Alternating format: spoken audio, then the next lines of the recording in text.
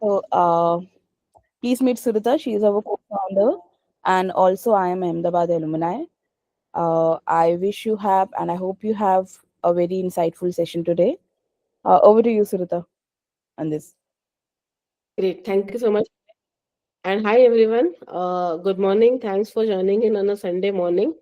So, we are in the new year, and it's a great way to begin the year with learning.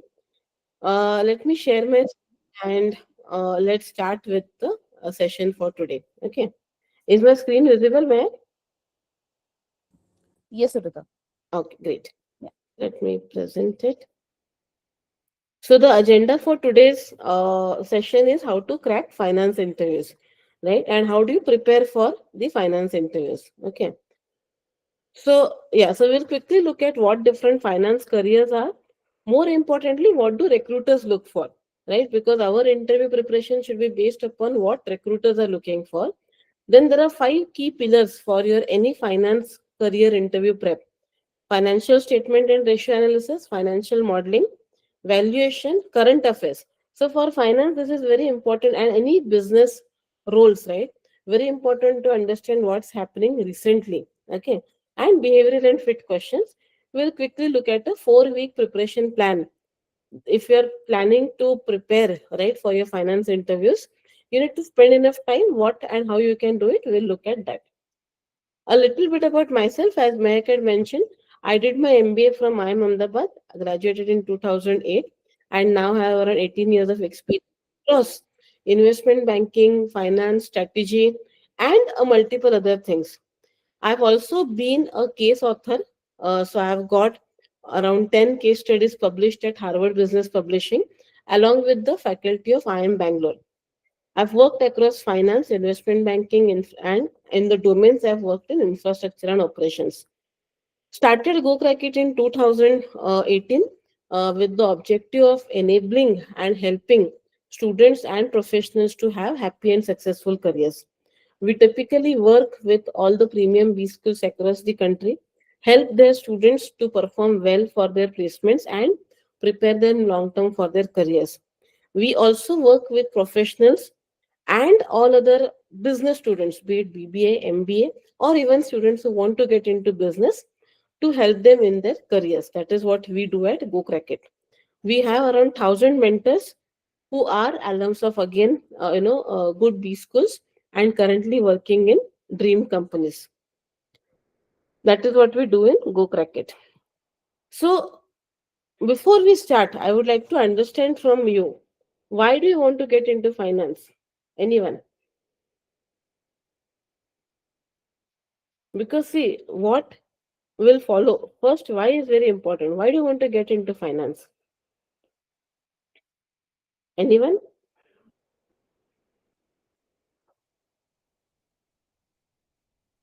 Asim, Satvik, or whoever has joined.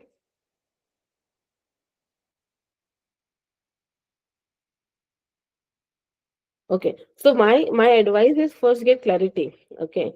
Because if you are only not sure why you want to get into finance, it is very difficult to convince recruiters that you are fit for the role. Okay. So hence, this is a very important question in terms of why do you want to get into finance. For me, let me give you my example. If I were to answer that, let's say I rewind back 18 years, right, when I was a student at IIM Ahmedabad. Why finance? So for me, it was a I have had exposure, right? So my father used to invest in stocks. I had that exposure of understanding how investments work over a period of long term and the benefits that come out of those investments. I had the exposure of looking at companies. So typically, you used to definitely invest in companies whose products we as children used to like. Why? Because if children are liking the certain products, that means they are going to grow, because with so many children who are going to like, and they are going to take that liking. I used to eat Maggie when I was a kid. I eat Maggie even now. Obviously, the percentage of or whatever proportion of Maggie as part of my meals has reduced significantly, but still there are children now who are eating that, which means that you should invest in Nestle. Nestle is the company which manufactures Maggie. But you shouldn't blindly invest in that. You should look at the fundamentals. Is the company doing well? Are the revenues doing well? How are they doing on profitability? Right. So I had this kind of exposure beforehand. During my MBA, I learned about accounting, finance, and I saw how finance and strategy are very intricately linked, and that excited me to come into finance. So this why finance should be linked to your personal story, should be unique to you. Obviously, I mean, I know that why finance, the answer is great salaries, okay, but you can't tell that in the interviews, right? So ask yourself, figure out why do you want to get into finance, and there should be some personal connection, very strong connection, which will help you to be in the profession for the next 40 years, right? Because the recruiter wants a person who will be in this profession, right? Who should like this profession. That is why be prepared with this, and they will ask you, why do you want to get into this role? It could be why risk management, it could be why investment banking, it could be why whatever. The overarching theme is finance, right? So you should be prepared with this answer. That's the first and foremost important thing. Okay. Now let us look at what are the different careers in finance. So what is this? This is a packet of khatta meetha from Haldiram. Why is this on my screen, right? So as I said, right, you should be aware of the things happening around you. Why I'm showing Haldiram here? Haldiram had got an investment, a huge investment of 8,500 crores from a private equity firm called as Temasek. Temasek is a Singapore based private equity firm which is backed by the Singapore government as well. Okay, so it's called as a sovereign private equity fund. Now, the moment you know this, you should you should start asking why, right? Why did Temasek invest into Haldiram? So Temasek is a private equity firm. It typically invests in firms for a longer duration of time. Now, what were the previous investments of Temasek?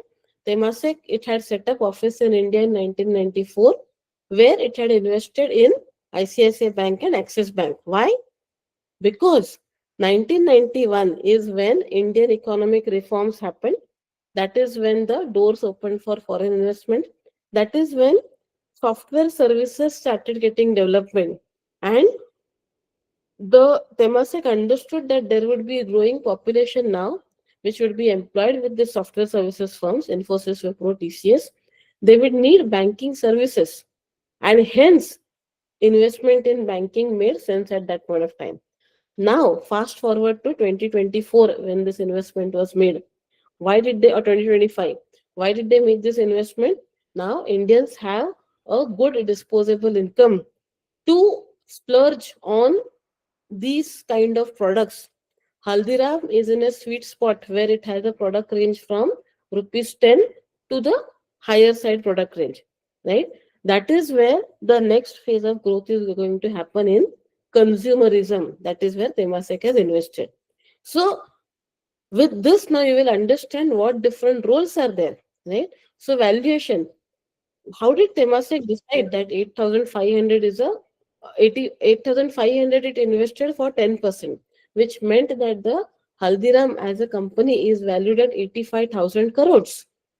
How did Temasek decide? So there is a valuation team which is helping Temasek on the buy side, which is helping Haldiram on the sell side. PwC was the financial advisor for Haldiram.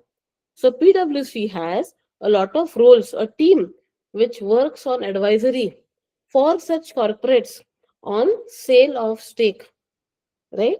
So PwC was advisor to Haldiram.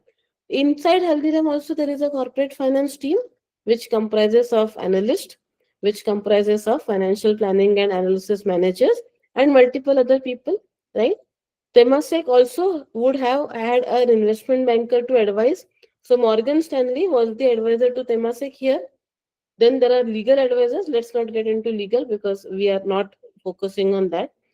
Then inside Haldiram, there are people in corporate strategy, CFO office. This is where folks like you and me who are aspiring to get into finance get jobs, right? In valuation and modeling, along in the advisory team, Then again, advisory execution in family business advisory, or because this is a cross border financing. Temasek invested dollars into an Indian company, lot of risk. So you could be part of risk management over there, right? You have to use hedging for this. Then Haldiram, now that it has taken this private equity investment, is looking forward to do a IPO, right? That is why this is the first stage of taking private equity investment. Then they will be doing an IPO. So now again you will need specialized folks who can do capital markets. Before the IPO, you will have to again convince other investors to invest into the company. And as I mentioned earlier, there are folks in risk management. So the moment you break down a deal or do a deal analysis, next session that I'm going to do on deal analysis. The moment you do deal analysis, you will understand different layers of roles and how you actually add value to a company, to a corporate in the finance domain, right? And hence, to understand that, what you should also do is to look at whatever is your aspiration, whether you want to get into risk, whether you want to get into financial planning analysis, whether you want to get into investment banking, whatever it is. Go to LinkedIn, find out people in those profiles, find out what they write, because this is the real work that they are doing, right? And hence you need to reflect that on your resume, prepare for that in your interviews, right? That is how you prepare for the careers that you're looking at. Okay, these are the different careers in finance. As I said, private equity, venture capital, we already discussed. Temasek and others fall into this bracket.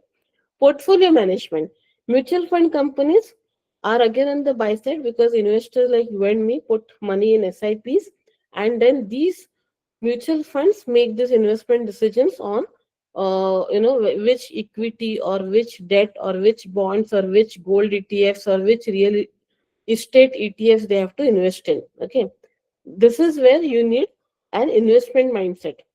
Research, now this is again very important on both buy side, right, and sell side also. Investment banking also rules at buy side and sell side. Sell side means, buy side means you have the money, sell side means you need the money, you have the assets, you need to sell them. So investment banking works on both the side. Equity research, typically when you want to attract more clients, you work in equity research where you give investment decisions, buy, sell, hold, and then you attract more investors to give money to you, and then you again go to the buy side, right? So equity research. Sales and trading, where you actually do trading for firms. Sales is where, again, this is part of investment banking team, where you are selling either to individuals or to institutions to come and take advice from you or to take financial products and services from you. Commercial banking, all our banks, SBI, IDBI, whatever, right? All these banks, they have a corporate or commercial banking which provide multiple services to corporates. It could be project finance, it could be supply chain finance, it could be working capital management, it could be treasury management.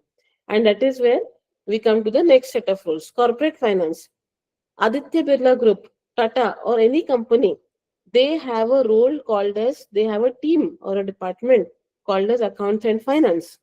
In that, corporate finance is where you help the company grow. As I said, strategy and finance go together, right?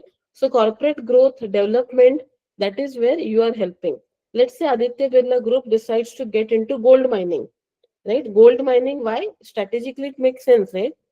Gold, very important, demand high in India, we are importing it currently, and they have found some reserves, right? Gold reserves somewhere. So they decide, okay, let's get into it, we are anyways doing mining, let's do gold mining also.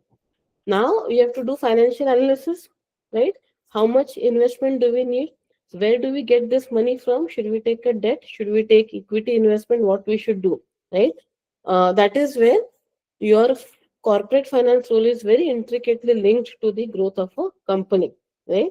Or you could be in investor relations. So any listed company, SEBI mandates that you should have a team for investor relations. Why? Because SEBI wants to protect the retail investors.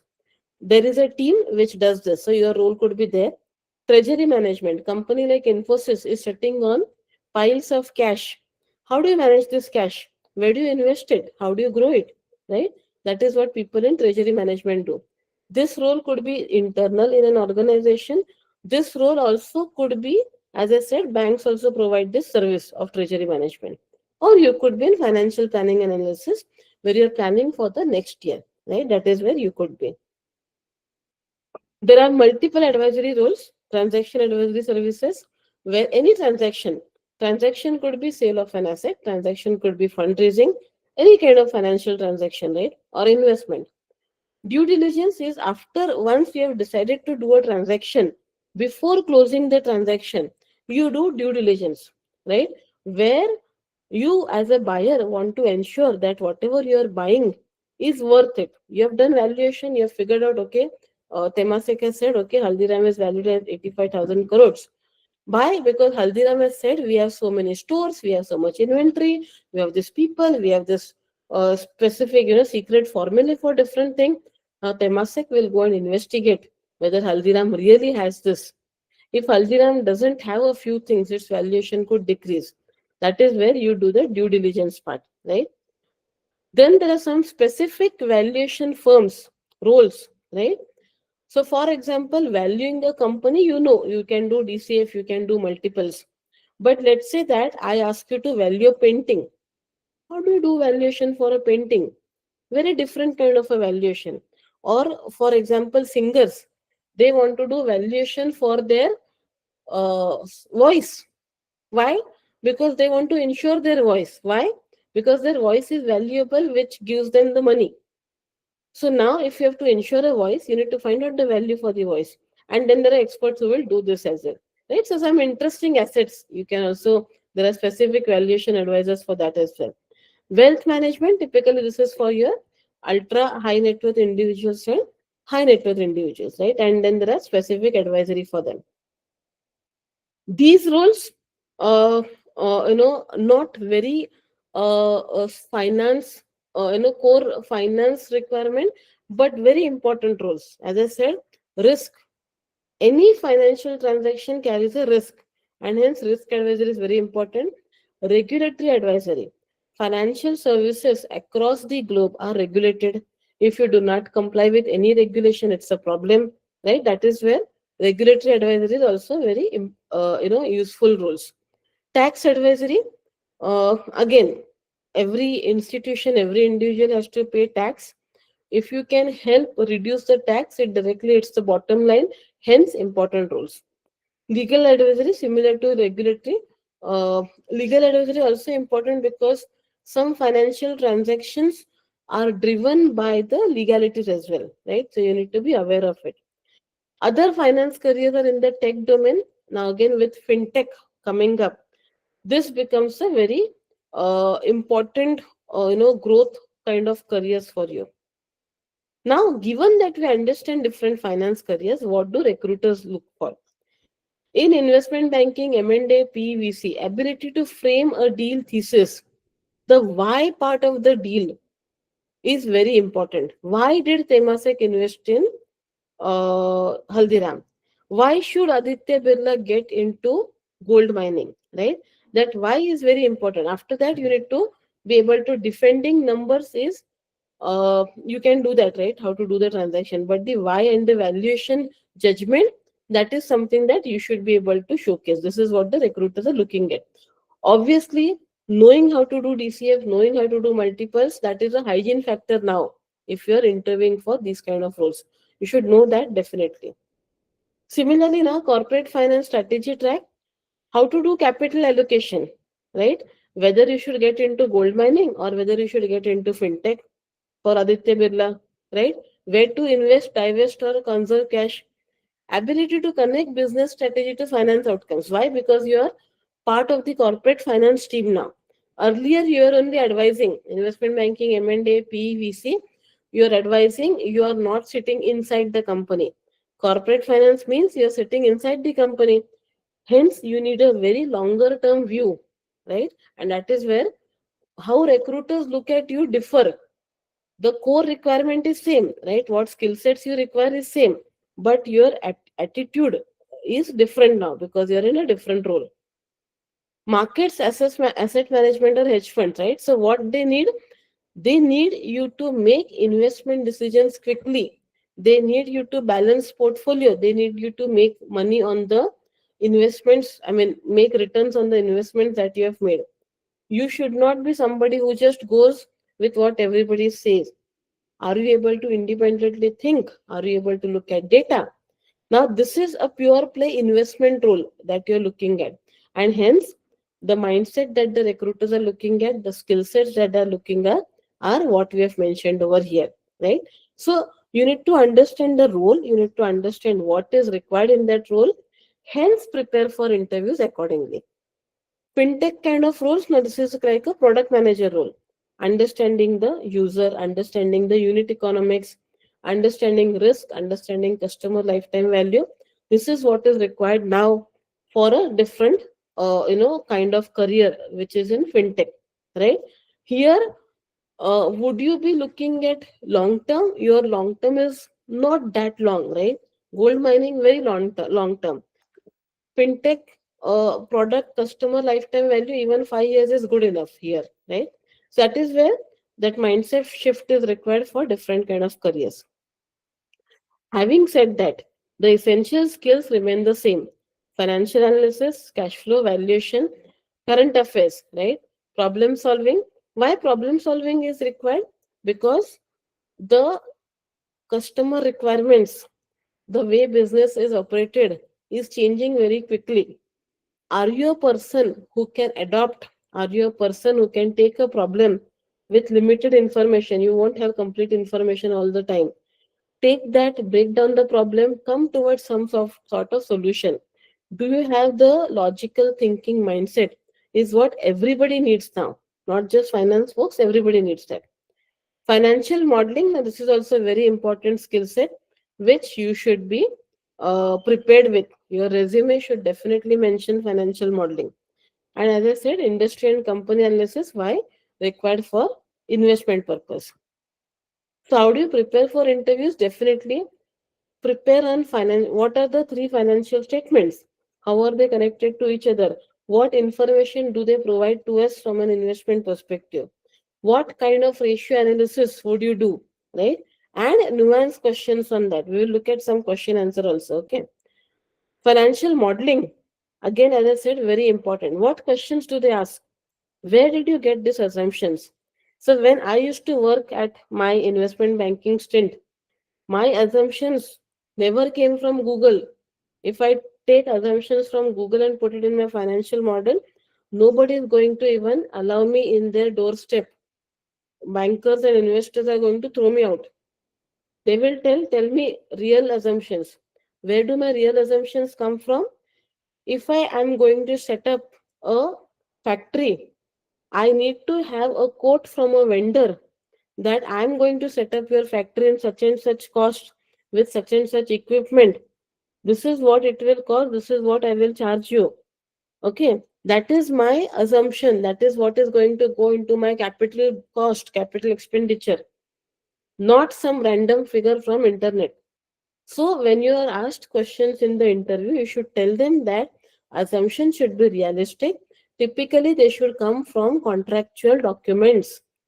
It may not be a final contractual document. It could be a memorandum of understanding. It could be an email, but it has to be a documented number that comes in, right?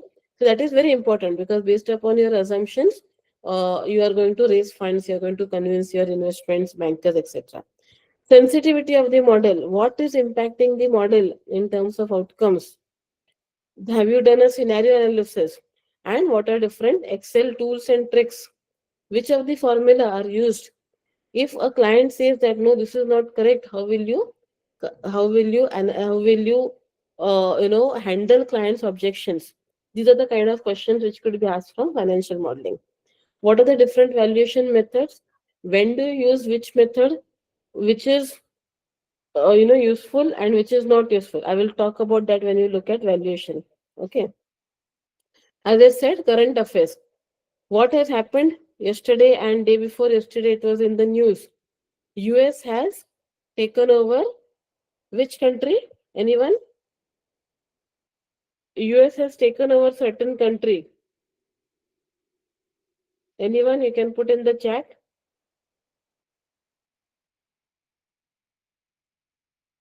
See, if you should be aware of what's happening. Yes, Venezuela.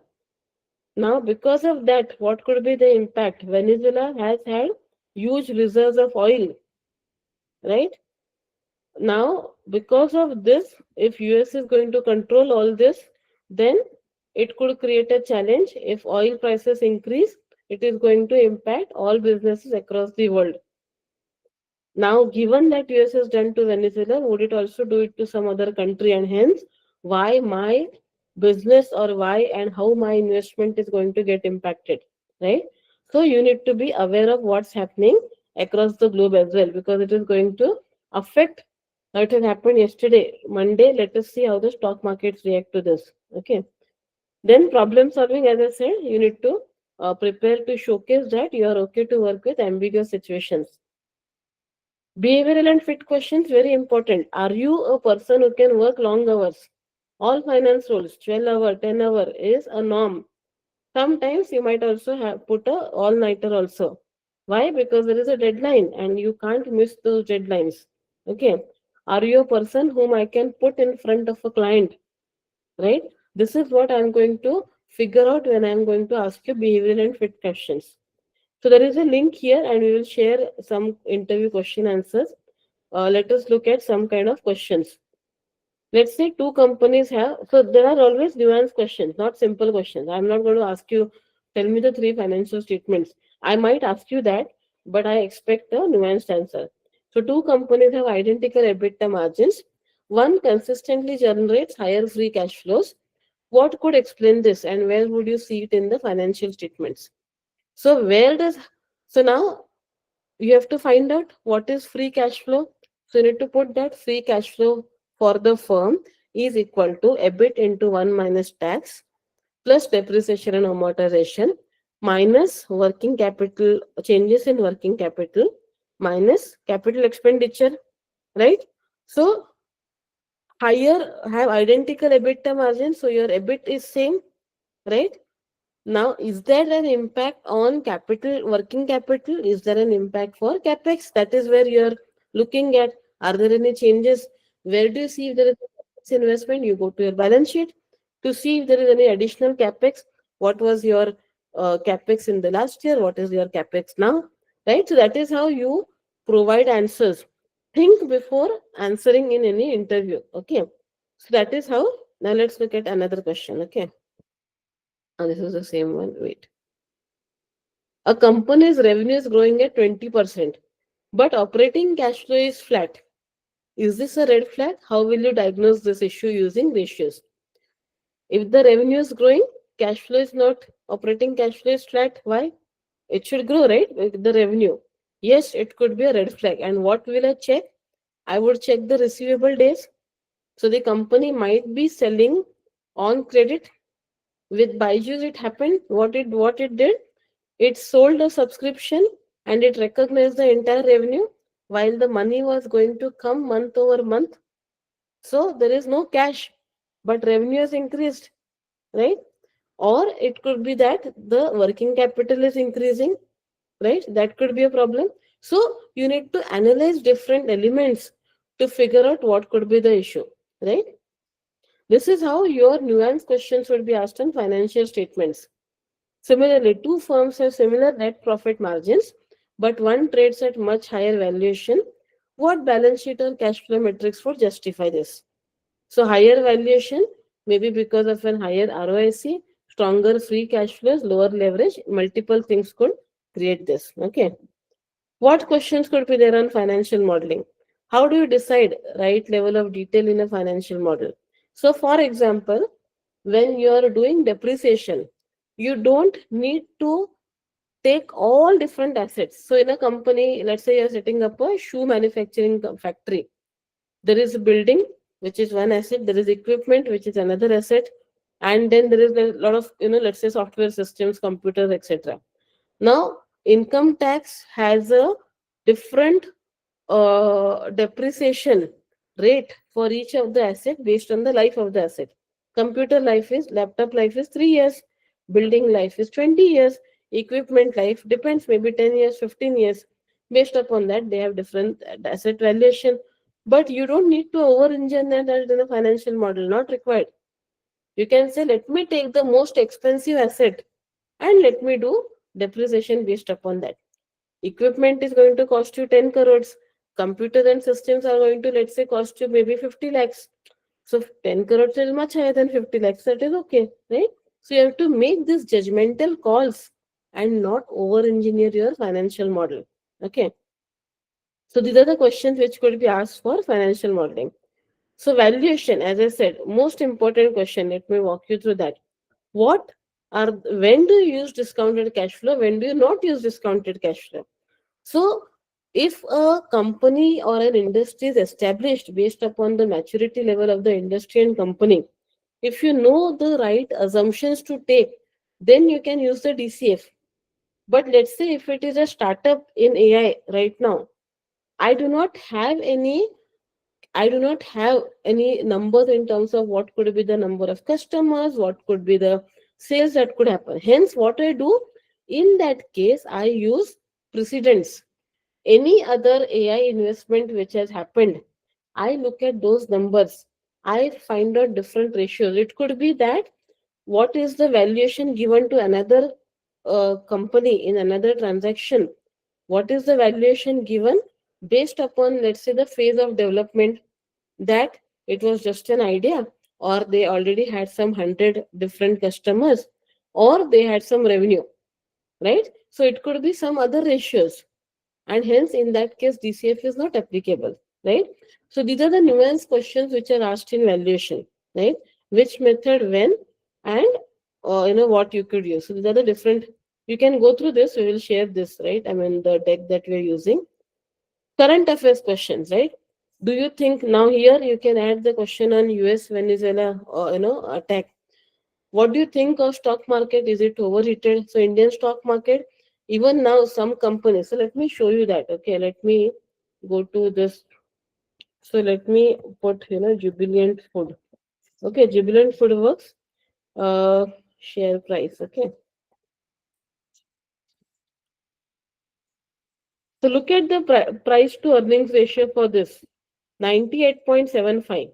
98.75 as a PE ratio, extremely high, right? Now let us look at another company in the similar space. Okay, let us look at let's say there is another company called as Sapphire Foods. Okay, now they haven't even given the PE ratio. It is most likely maybe in negative. That is why let's look at Devani International again. So you can see here Yum Foods, Yum brand. So this is for NYSE, but not in India. Let's say Yum Foods India share price. No, this is showing only for New York. So you can see here that some of the companies, or you can go to screener. Okay, you can go to screener. Okay, and you can, let's say that you can find out based upon P ratio. So you can, this is screener is very good tool which you can use to analyze different companies. Okay, let me show this. Okay, or let me look at, let's say, any kind of uh, yeah, let me look at top 100 stocks. Okay, and then with this, let us look at, oh, it is not allowing this. Anyway, let us look at the P ratios of different. So you can see a Nestle India P ratio 82.42, right? Definitely, this is extremely high P, right? But again, I shouldn't comment on this just based upon one number, one stock. I should look at the industry, right? Who are its competitors, and hence what is their private equity. If the entire industry has a very high P, then still it makes sense, right? Hyundai Motors 32.83 P. Like LIC, very low P, 10.65. Why? Coal India 8.45. Okay, so that is where, is the market overheated? Maybe yes, but then there are still some stocks which are still a good investment. So you should prepare your point of view accordingly. How do you prepare for situational behavioral, interviews? So we have a framework, and we have question answer again over here.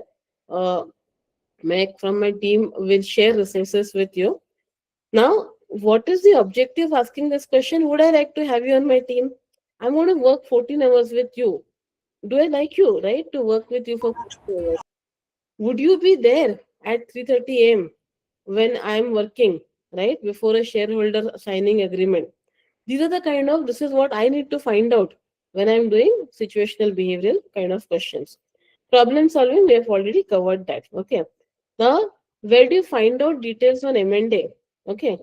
There are there are some this thing, so for example, PwC, it has their reports on M&A. Okay. And there you can find out what deals are happening, and you can, we will do this in the next session on deal analysis. Okay, we'll analyze some deals. Yeah, and then you have some, preparation on LBO. You have a lot of material over here which you can go through for your interview preparation. Okay, let me show you this resume building. Also, we have covered. You can go through that. I will take a pause now. Okay, one more important thing. See, now lot of things are getting replaced with AI. So in finance, what is getting replaced? All your research work getting replaced with AI. But making a judgment, asking the right questions, decision making is still not replaced by AI. You at an entry level as an analyst, lot of work is done by AI. Company will ask you, why should we hire you? And hence you need to bring out what you bring to the table, right? Which could be about judgment, which could be about decision making, etc. Okay, so that is very important, and this we have covered in terms of what all things you can talk about that I bring to the table. Okay, now let me take these questions. Yeah. Okay. So okay, Balaji has a question. As I am finance background, I have interest in numbers, eager to know. Okay, that is why finance. Then let me stop presenting my screen. Okay, Anu has comments about the oil in Venezuela. Yeah, still, I mean, the oil reserves are still there, right? That is there. Revenue B from other operations. Yeah, this is the response to the questions that were asked. Uh, what should we take a minor along with finance? So if you have maybe something on, technology operations, technology is good because, as I said, a lot of finance is driven by technology. So if you have anything in IT, in technology, that is a good minor to select, and along with finance, definitely. Because marketing, I mean, that then you go on to the sales side, then you go on to the other side. But technology is a good minor to take along with finance. Obviously, look at content which comes along with that. Okay, any questions?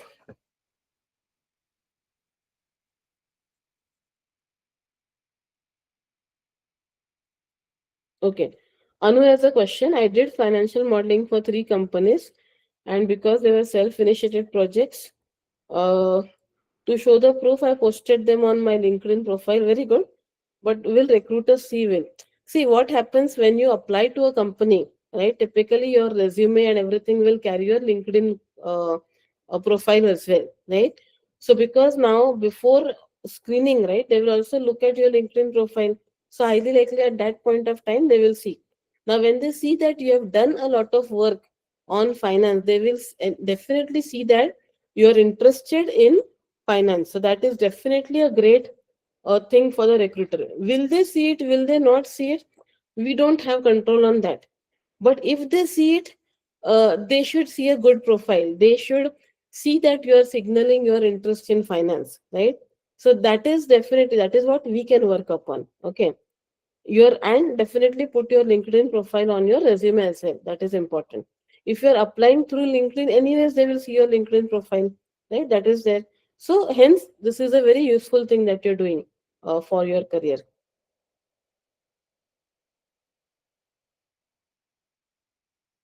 Okay, any other question, anyone?